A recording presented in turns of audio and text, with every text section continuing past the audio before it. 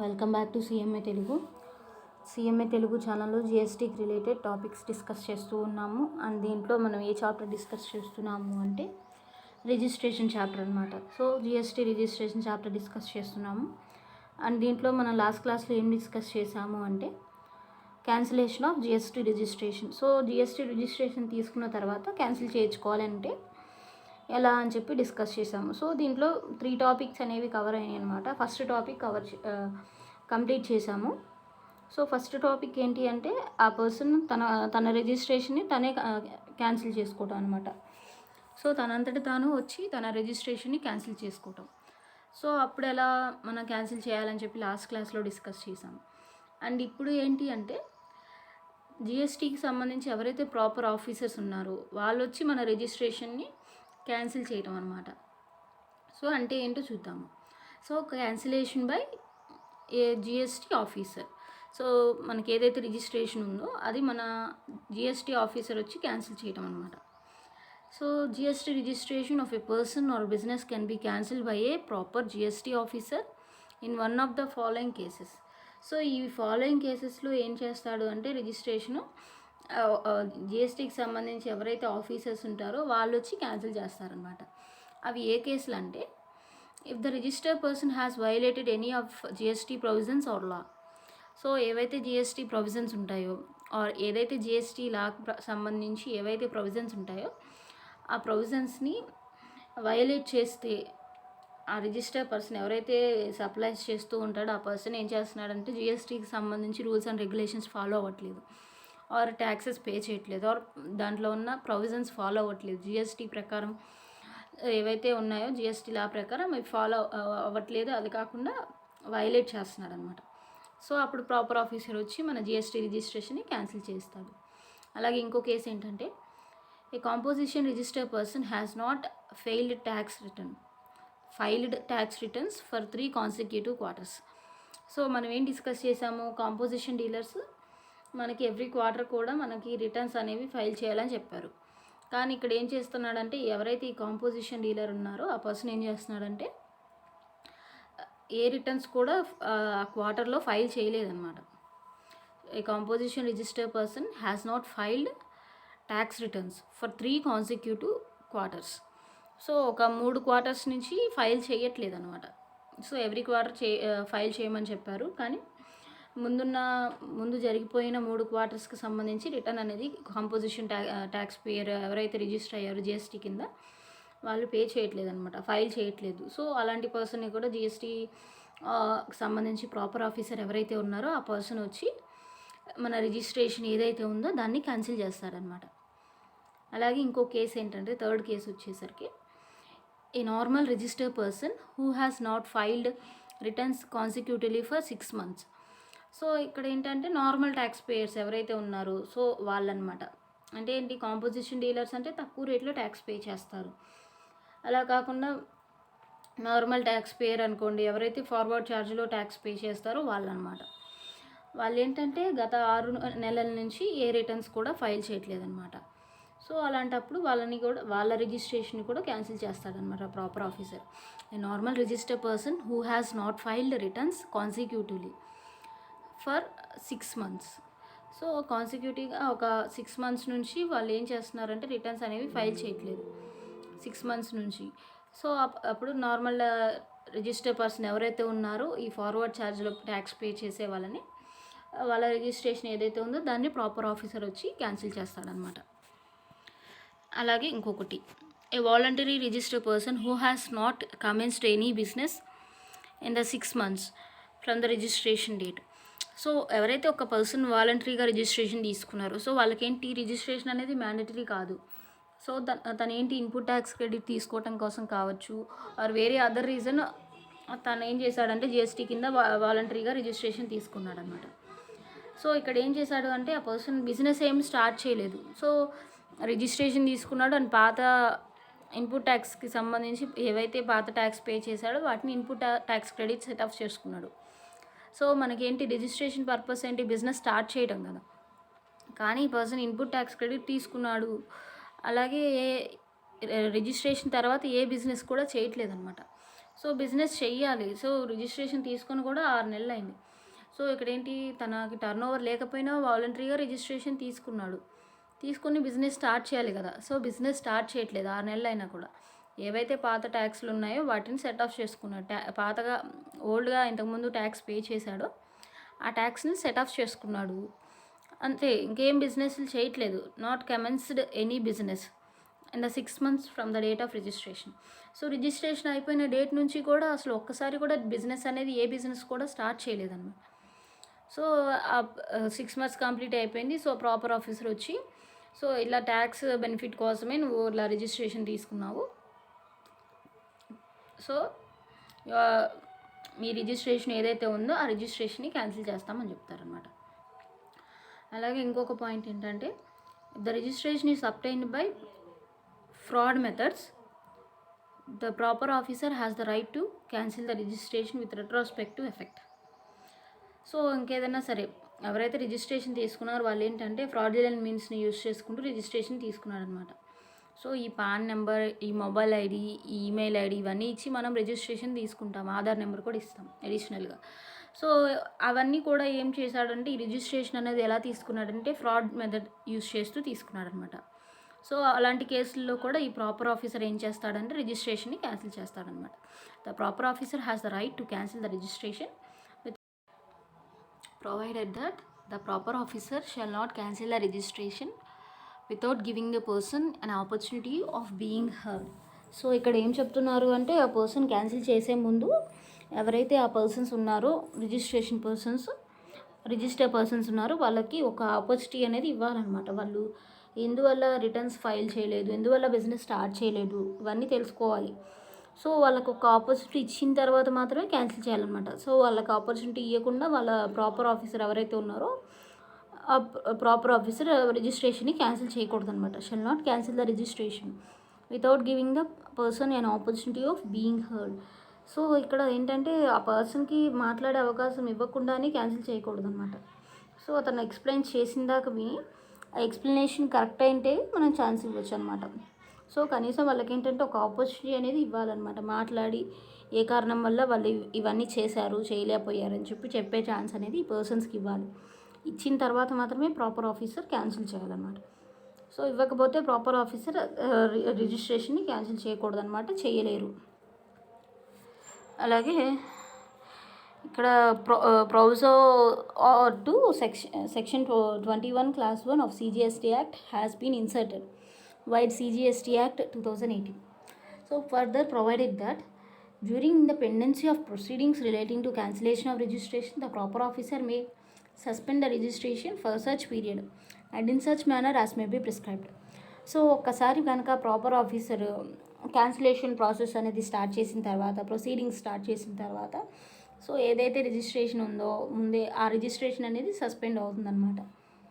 So అలాగే note, the above paragraph inserted by the CGST Act 2018 in Rule 22 in Subrule 4, the following provisos shall be inserted, namely provided that when the person instead of replying to the notice served under Subrule 1 for contravention of the provisions contained in Class B or Class C of Section 2 of Subsection 2 of Section 29 furnishes all pending returns and make full payment of tax dues along with applicable interest and late fee. The proper officer shall drop the proceedings and pass an order in Form GST REG 20.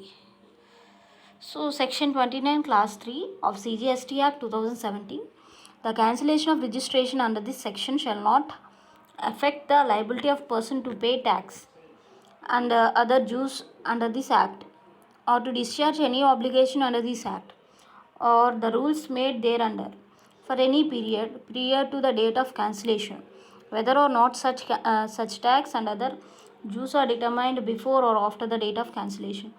So ఏంటంటే, so cancellation చేస్తున్నారని తెలిసిన తర్వాత ఎవరైతే register person ఉన్నారో so ఏవైతే pending ట్యాక్స్లు ఉన్నాయో అవన్నీ కట్టేసి ఎక్స్ట్రా ఏదైనా లేట్ ఫీ కట్టాలనుకుంటే అవి కట్టేస్తే కనుక ఈ క్యాన్సిలేషన్ని ఆపుతారనమాట. లేదు ఒక్కసారి ఇలా రిజిస్ట్రేషన్ క్యాన్సిల్ చేసిన తర్వాత దాని మీనింగ్ నువ్వు ఇంకా ట్యాక్స్ కట్టకూడదని కాదనమాట. Shall not effect the liability of person to pay tax. So అతను కట్టే ట్యాక్స్లో ఏ మార్పు ఉండదన్నమాట. సో రిజిస్ట్రేషన్ క్యాన్సిల్ చేశారు, ఇంకా ట్యాక్స్ కట్టే పని లేదు అని అనటానికి కుదరదనమాట. సో ఏదైతే ట్యాక్స్ కట్టాల్సి ఉందో అది కట్టేసి తర్వాత నుంచి నీకు అన్రిజిస్టర్డ్ అవుతావు. సో ప్రజెంట్ ఇప్పుడు కట్టాల్సింది, సో ఎంతవరకు అయితే కట్టాలో అంతవరకు నువ్వు నీ లయబిలిటీ అనేది ఏమీ ఎక్స్పైర్ అవ్వదన్నమాట. So shall not affect the liability of person to pay tax and other dues under this act, or to discharge any obligation under this act or the rules made thereunder for any period prior to the date of cancellation, or whether or not such tax and other dues are determined before or after the date of cancellation. So ఏదైతే tax కట్టాల్సి ఉందో, ఎంతైతే due ఉందో ఇవన్నీ కూడా ఎప్పుడు determine చేస్తారంటే registration cancel చేయడానికి ముందు కావచ్చు, ఆర్ క్యాన్సిల్ చేసిన తర్వాత కావచ్చు డిసైడ్ చేస్తారనమాట. ఇంకా నువ్వు ఎంత పెండింగ్ ఉన్నావు, ఎంత కట్టాలి గవర్నమెంట్కి అని చెప్పి తర్వాత డిసైడ్ చేస్తారనమాట. Next section 29 class 4 of CGST Act 2017.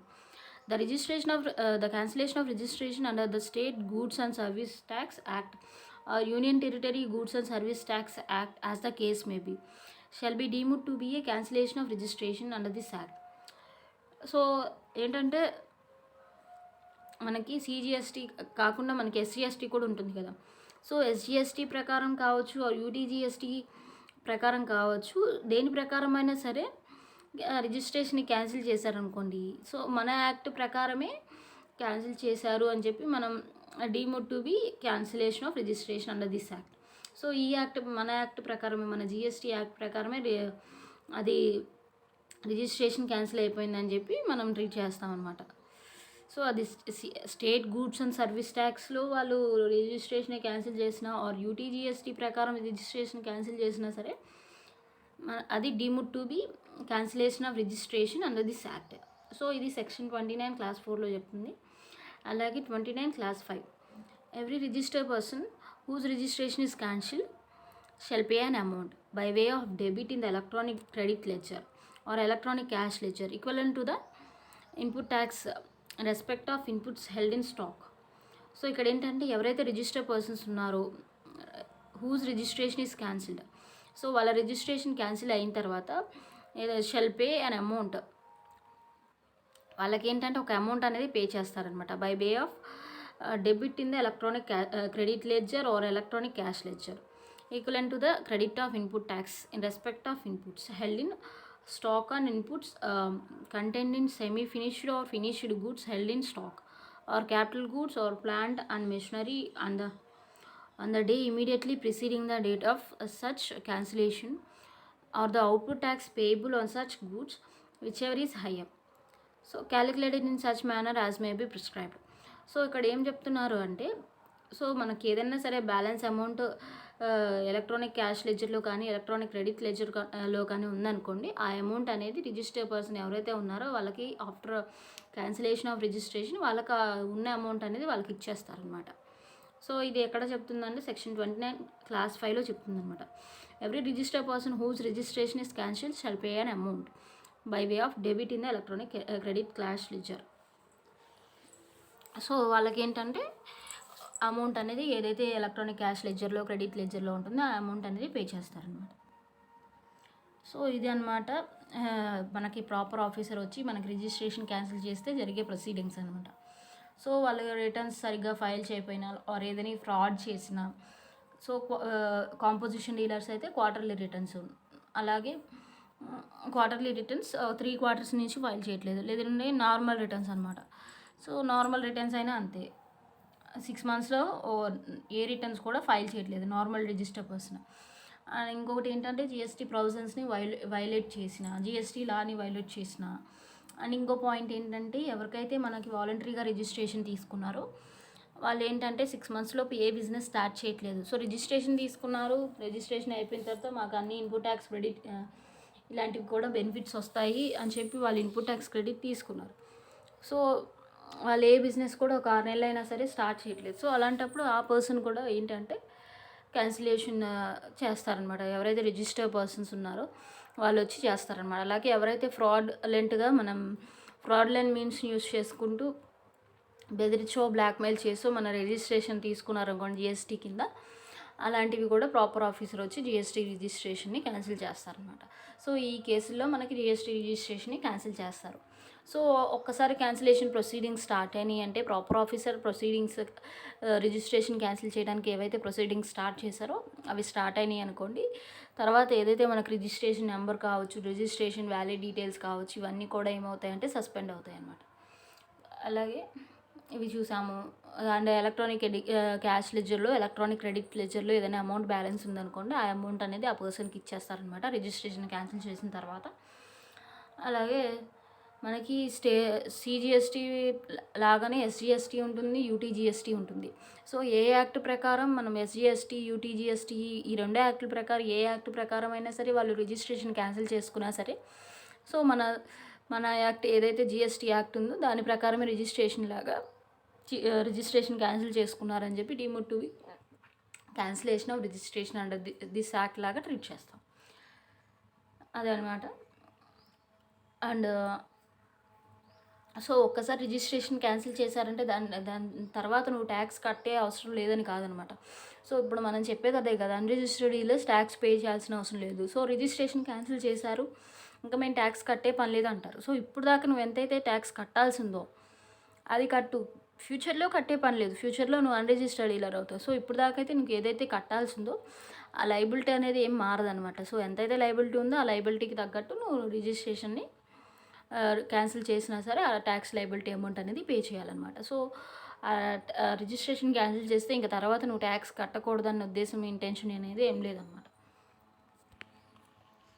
So ఇదన్నమాట. నెక్స్ట్ క్లాస్లో సో లీగల్ హెయిర్స్, సో ఎవరైతే రిజిస్టర్ పర్సన్ ఎక్స్పైర్ అయ్యారో తనకు సంబంధించి లీగల్ హెయిర్స్ ఎవరైతే ఉన్నారో వాళ్ళు వచ్చి రిజిస్ట్రేషన్ని క్యాన్సిల్ చేయటం అనమాట. సో ఇంక ఈ బిజినెస్ అనేది క్యాన్సిల్ అయిపోయింది. సో ఈ బిజినెస్ అనేది ఇంకా come to an end. So ఇంకేంటి వాళ్ళ లీగల్ హెయిర్స్ ఎవరైతే మెయిన్ కీ రోల్ ఎవరైతే పే చేస్తున్నారో ఆ బిజినెస్లో వాళ్ళు చనిపోయారు. సో ఇంక ఈ బిజినెస్ అనేది రన్ చేయటం మానేస్తాం. సో రన్ చేయము ఇంకా. సో ఎవరైతే లీగల్ హెయిర్స్ ఉన్నారో ఆ పర్సన్కి సంబంధించి అతను ఎక్స్పైర్ అయిపోయిన తర్వాత వాళ్ళు వచ్చి రిజిస్ట్రేషన్ ఏదైతే ఉందో దాన్ని క్యాన్సిల్ చేస్తారనమాట.